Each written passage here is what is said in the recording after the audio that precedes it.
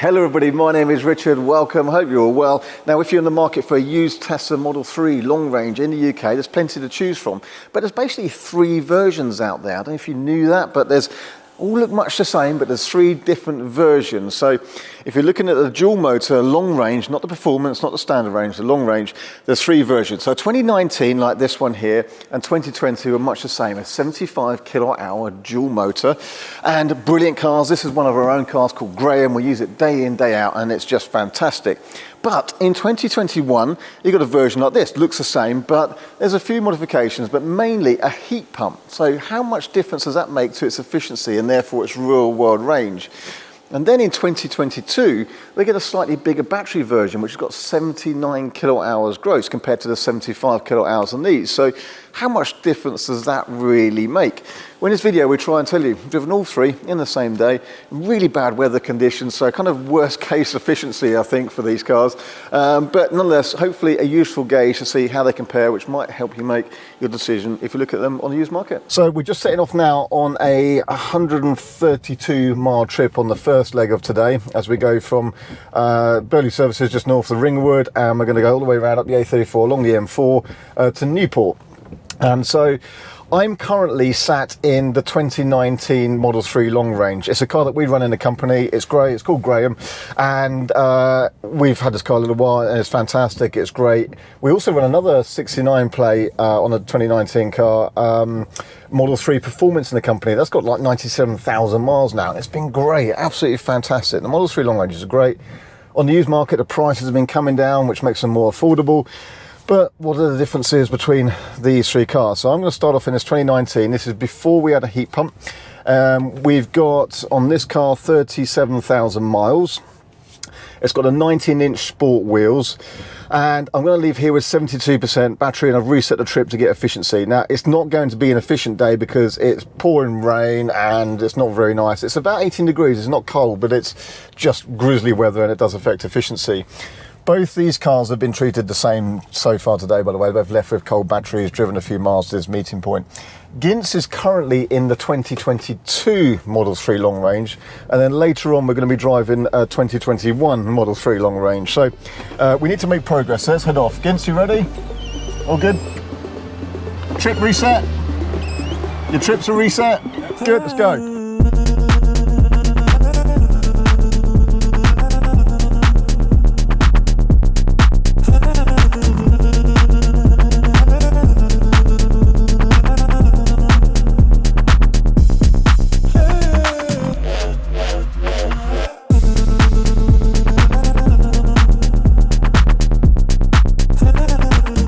We're 34 miles out from the superchargers now, and I've just had the message come up about battery preconditioning. Let me move that over. So I just started preconditioning for battery for fast charging, so it warms the battery up to get fast charging. I've currently got 31%. So my efficiency so far, before this gets affected by preconditioning, is 264 watt hours per mile from the 2019 car. I don't know what Gints has got in the 2022, it's just over there, look. But we'll find out in a bit. My efficiency is getting worse now because I started preconditioning, if you're not preconditioning. So I took a note of mine when just before it started, or just as it started preconditioning.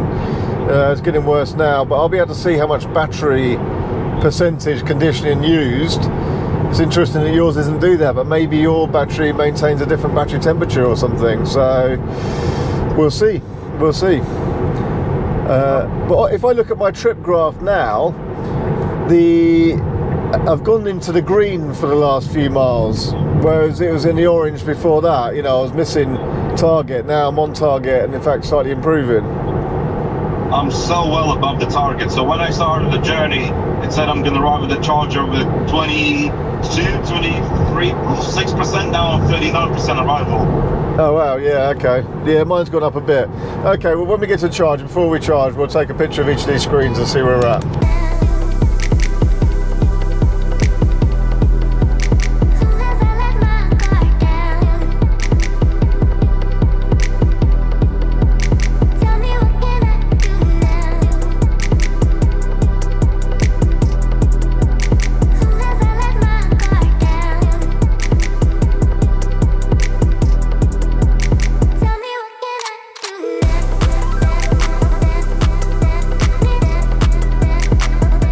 Right, we are at Newport Chargers. Never been here before, actually. Been to this hotel before for an event some years ago.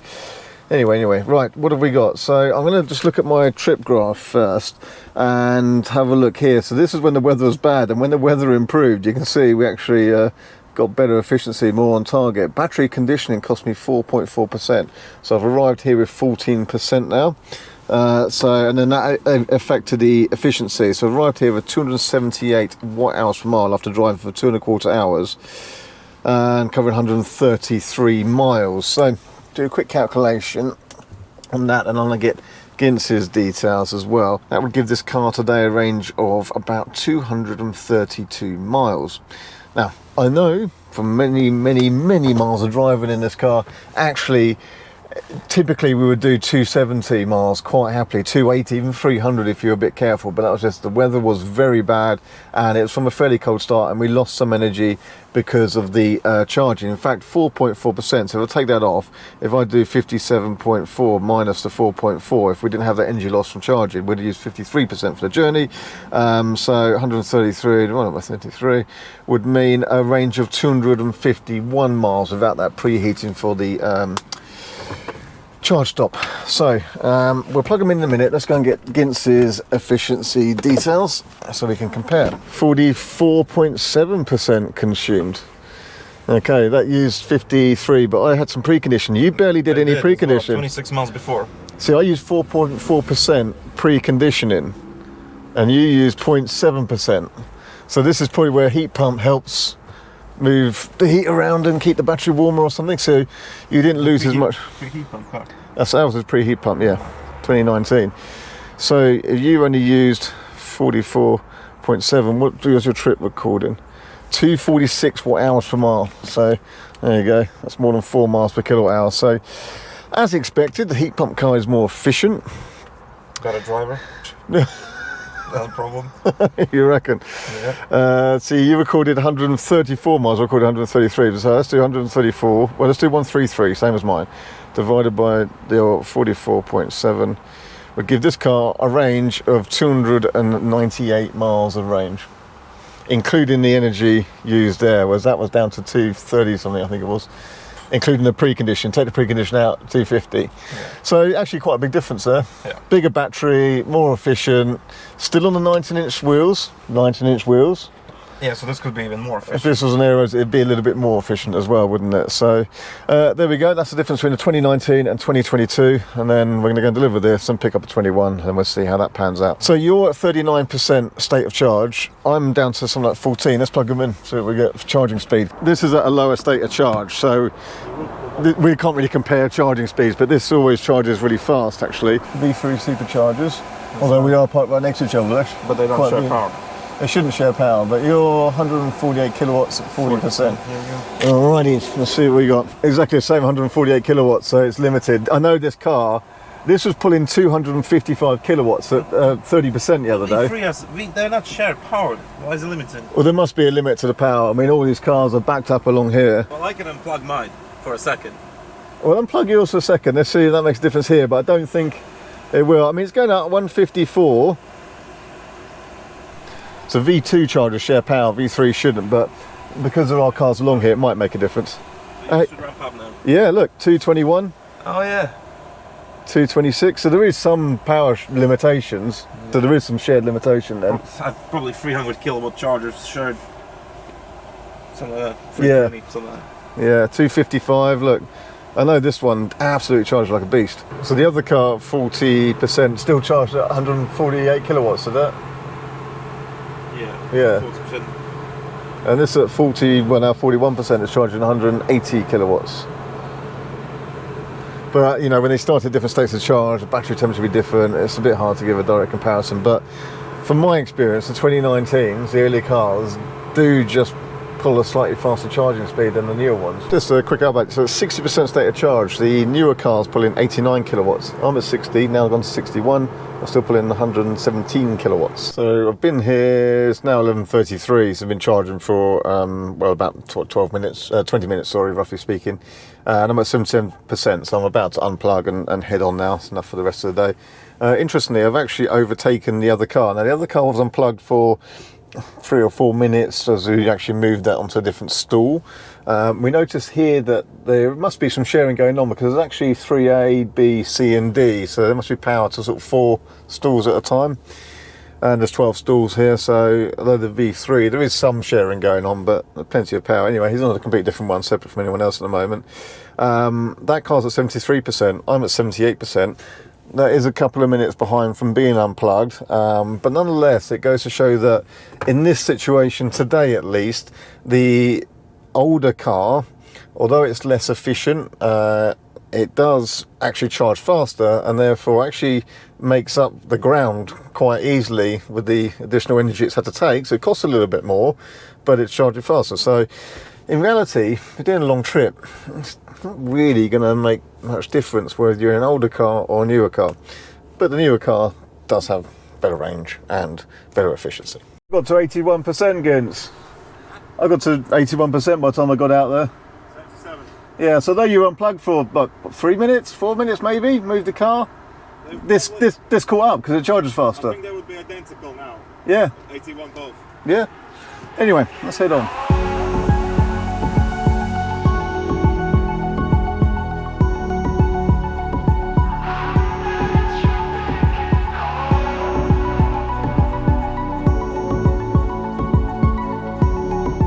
So I am now in the 2021 Model 3 long range. Now this one is on the 18-inch aero wheels, so in theory a bit more efficient because of that over the 19-inch wheels, but I'm in convoy with Gints, who's now in the 2019 Model 3 long range of ours. So let's see what differences we get on our return trip now. As I just probably got a bit of advantage in terms of the wheels, but this is a refresh heat pump model, so it would usually be a bit more efficient anyway. We've both just charged actually. We need to get some food, so we use the chargers. We're in Bristol, that's Cribbs Causeway, we're exiting now. And we both charged to 90% actually, so we've got exactly the same state of charge as we start this return trip, which is going to be about 130 miles. We might branch off at the end, but we'll stop and then see exactly what kind of battery percentage we've used at the end of that. So yeah, that's it.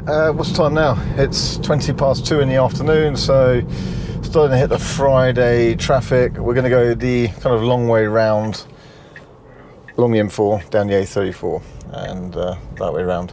If you cut all down through all the countryside of Dorset, lovely though it is, it usually just takes a long time, and although it's shorter, it takes a lot longer. Right, let's see how they compare.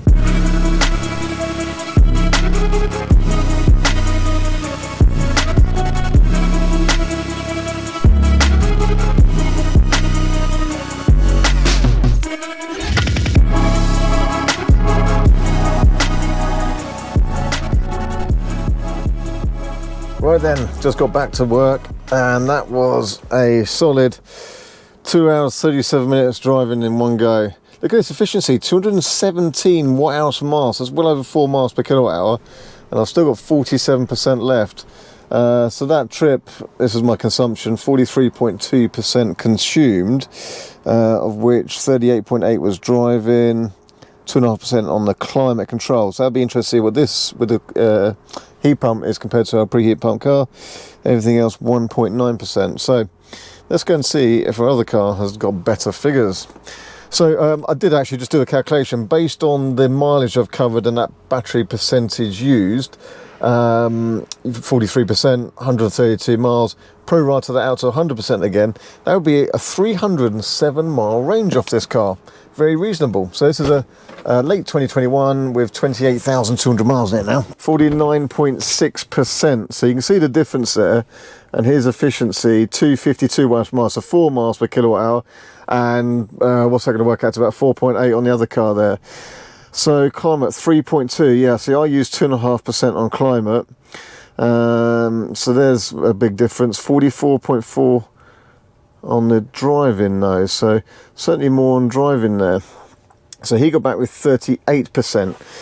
So let's just do some figures there. That gives this car a range on that journey of 260 miles. So you can see the heat pump car, yeah, of course, makes a difference. It's more efficient, it uses less on the climate. but also its driving seems to be more efficient. Probably how it battery manages, you know, thermal manages the battery. Again, that was really good. Got to bear in mind that's on the aero wheel covers. This is on its 19-inch sport wheels, plus these 19-inch sport wheels, the earlier design and what opened then the later slipstream design. They look great, but they're more like performance wheels, so they probably cost it some efficiency as well. Nonetheless, both great cars. These older ones are still great. We have days where we can do 300 miles in this, depending on the weather and such like, and type of roads we're driving on. But you can see with the heat pump, yeah, it makes a difference. They're more efficient to go further. So on the used market, it's just down to really how much you want to spend, to be honest. We've got two 69 plates. Here's our other car. Look, that one there. That's got 97,000 miles on the clock. It's still great. We still use this and that one every day. So, yeah, hopefully that's some reasonable comparisons we could just do in the course of our daily work. Do it all another day. It'll all be different results again. But the heat pump version car certainly seems to be consistently 300 mile range. So that seems, well, actually my efficiency there was better than the 2022 car. So 2021 was better than 2022, but we weren't in convoy together. Different time of day, different weather, slightly drier run back, bit more traffic, so a bit slower would have helped that be better. What we have found before is that the 21s can be slightly more efficient than the 22s, because the 22 plate cars have had the Ryzen chip and that can use a bit more power. But we're talking sort of nitpicky bits you're never really going to notice. So you can see, although the 22's got a slightly bigger battery, the real world range isn't too dissimilar. We've done similar tests before. There are other videos on that on our channel.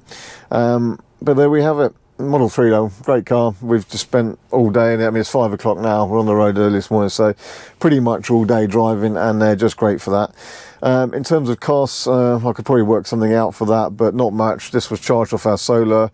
Enough energy to go home, charge tomorrow off the solar again if the weather improves. The supercharging wouldn't have cost much. I can see what this would have cost at that last top up. No, nothing, because I've still got some free supercharging credits by the look of it, so that's good. Right, hopefully that was an okay little video. Sort of a bit in the car. The weather's been so bad outside, I can't do too much outside, but hopefully that's been good and useful. So see you in the next video very soon. Make sure you stay subscribed. Thank you.